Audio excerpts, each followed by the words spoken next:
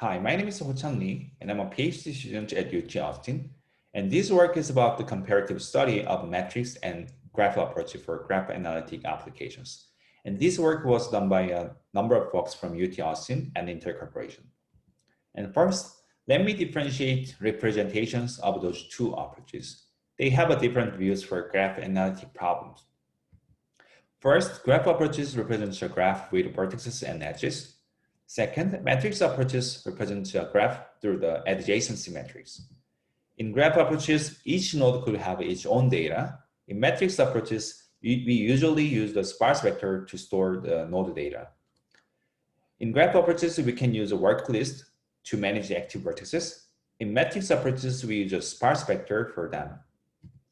And we can directly apply operators to the individual vertices in graph approaches. In matrix approaches, we exploit matrix operations like matrix multiplications.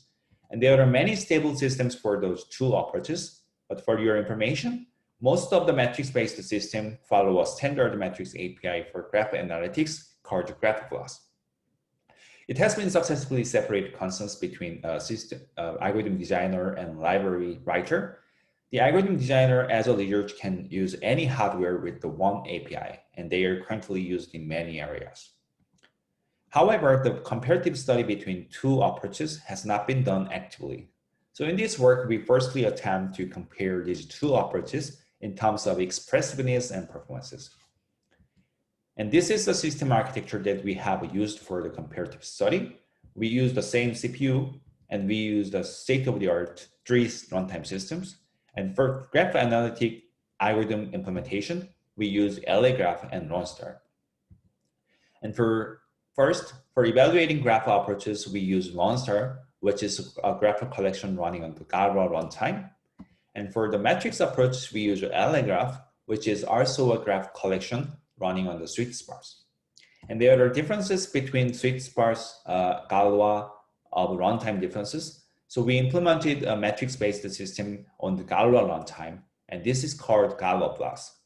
And LAGraph is running on the GraphBLAS, and therefore the performance differences between Galois and GraphBLAS came from API and algorithm differences. This is our contribution. First, we show that Galois accomplished 5x faster performances than the SuiteSparse on 56 cores on average. And there are three differences. First is runtime system, second is algorithm, and third is API. So first, we tried to remove the runtime system differences. So we implemented a matrix-based system called GraphBLAS. And even with this comparison, Galois accomplished 4x faster performances on 56 cores on average. And also we tried to remove the algorithmic differences. So to do this, we improved LAGraph algorithm as much as possible. And as a result, we unveil the matrix API limitations. And these are the below table is showing the 4 vectors of the GraphBLAS API limitations. And they are the irrespective of the architecture. First, the matrix API requires a frequent materialization. And due to this, for triangle count on UK07, the GraphBLAS implementation showed 3x slower performance than the LoneStar. Second, matrix API is intrinsic to the bulk operations.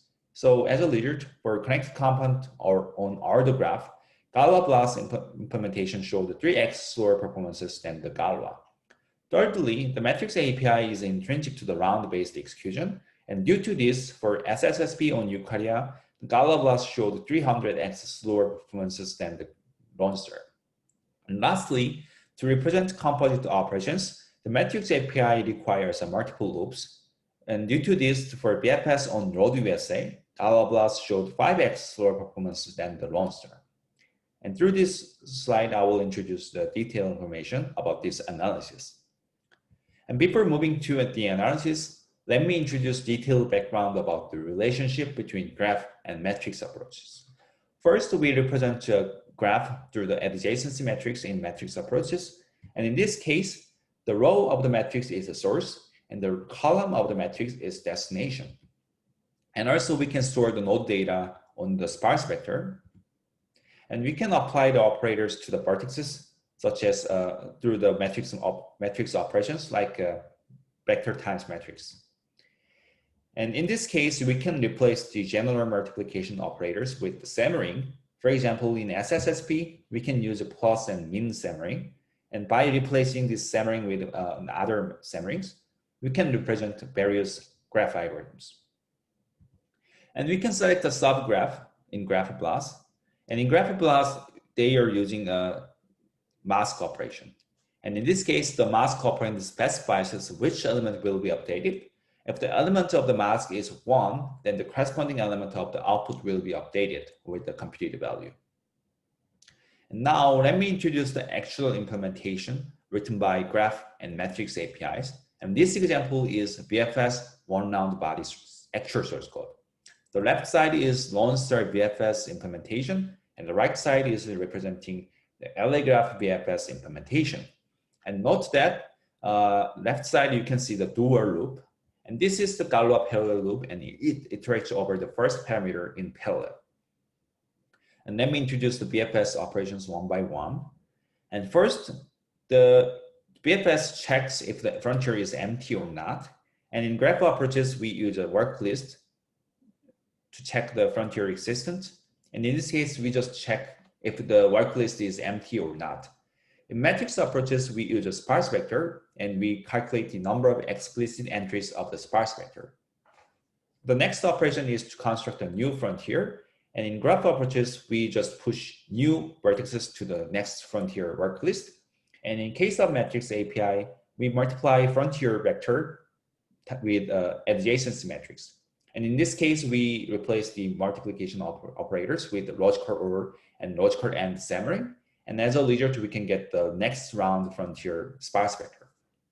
And to sum up, and finally, we can apply the new distance to the individual vertices in the graph approaches.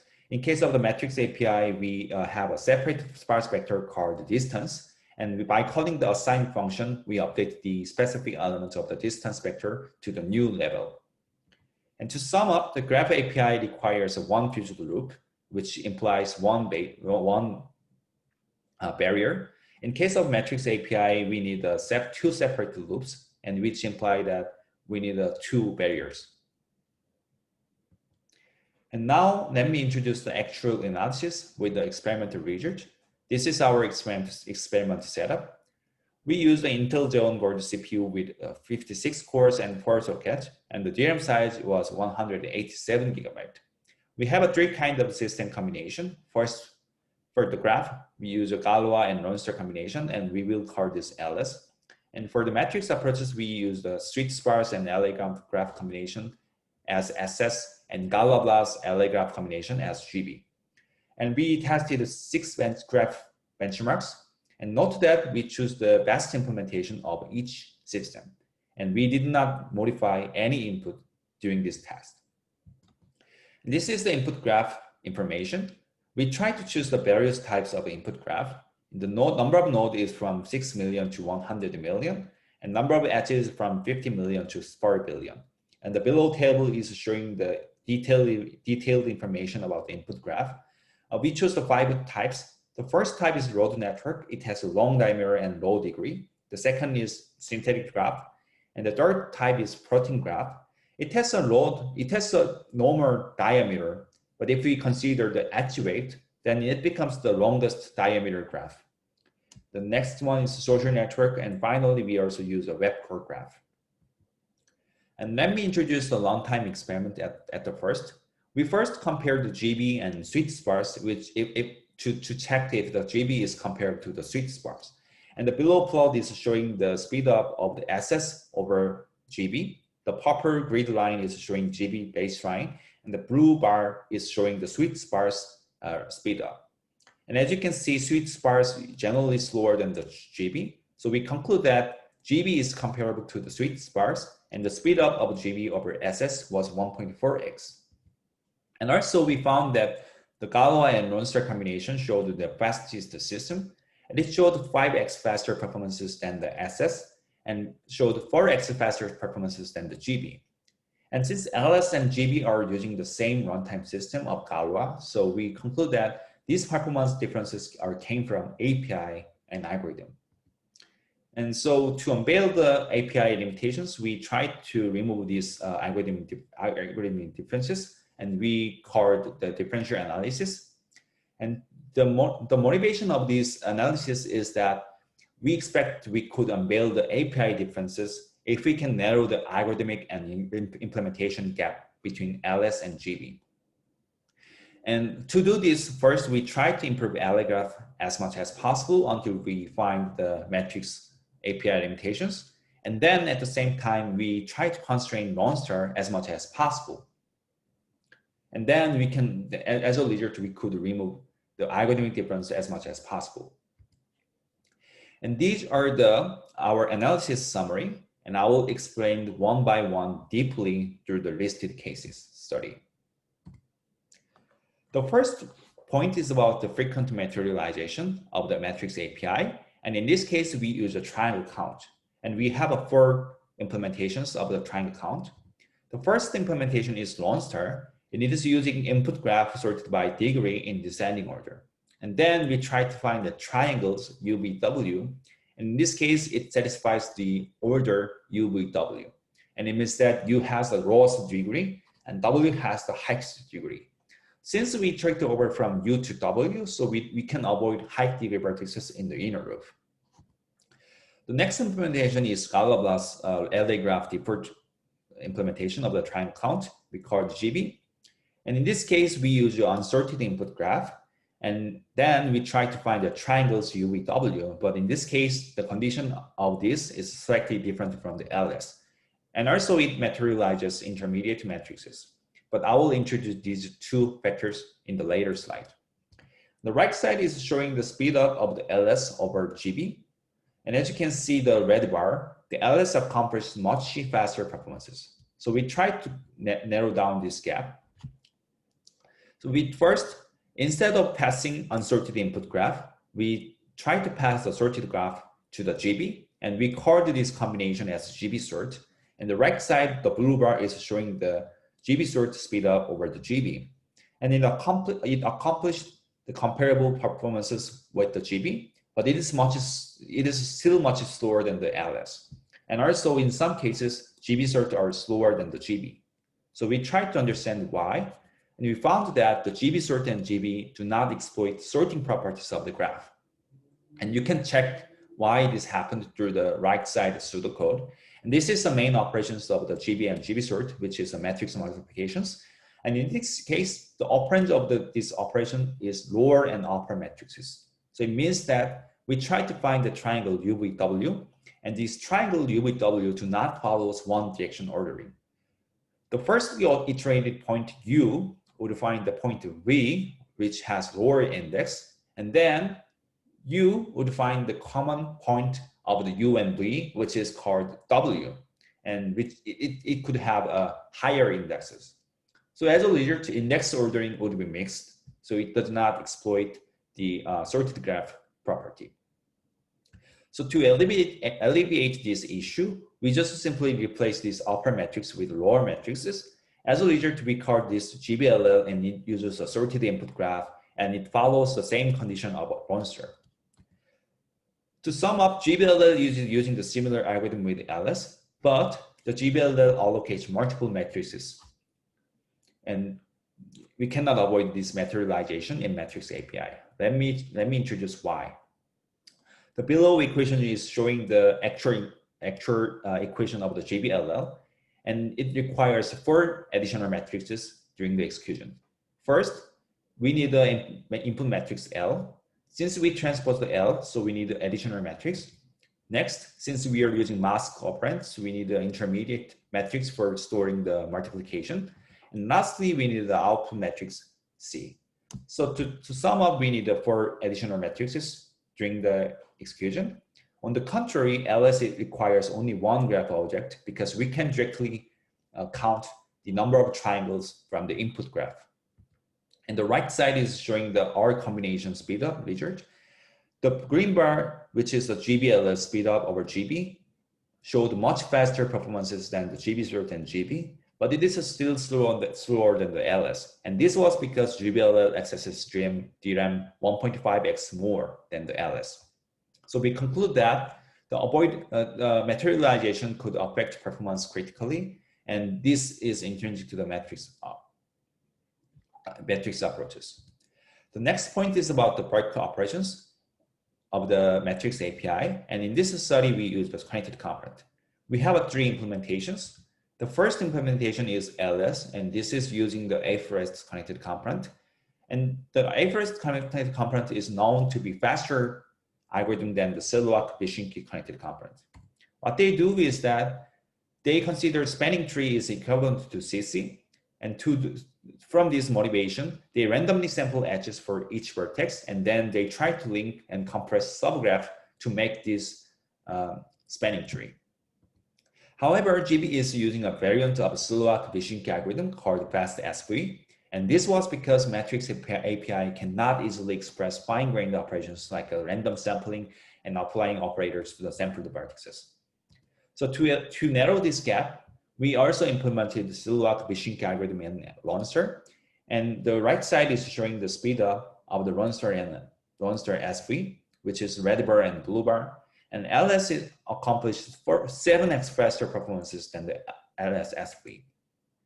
So we conclude that the fine-grained operations could give algorithmic flexibility as well as performances, and matrix API is limited in terms of that. The next point is about the round-based execution. We are still using the connected component for this study. We have LS, SV, and GB, which are using the similar algorithm. Only differences between them is that LS, SV is using unbounded pointer jumping, and this is asynchronous execution. However, GB is using 2-level pointer jumping, and it is round-based execution. And this is because matrix API cannot easily express asynchronous execution. And the right side is showing the speed up of the LSSV. And we found that this asynchronous execution especially works well for higher diameter graph, such as road USA. So we conclude that this asynchronous execution accomplishes faster performance, especially on long diameter graph. And this was because we can propagate update faster than the round-based one. And this is the limitation of the matrix API. The last point is about the multiple loops for composite operations of the matrix API. And in this example, we are using BFS.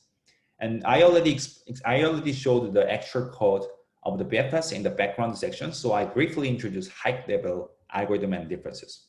And we have 2 implementation. Lone Star is the Lone Star default BFS.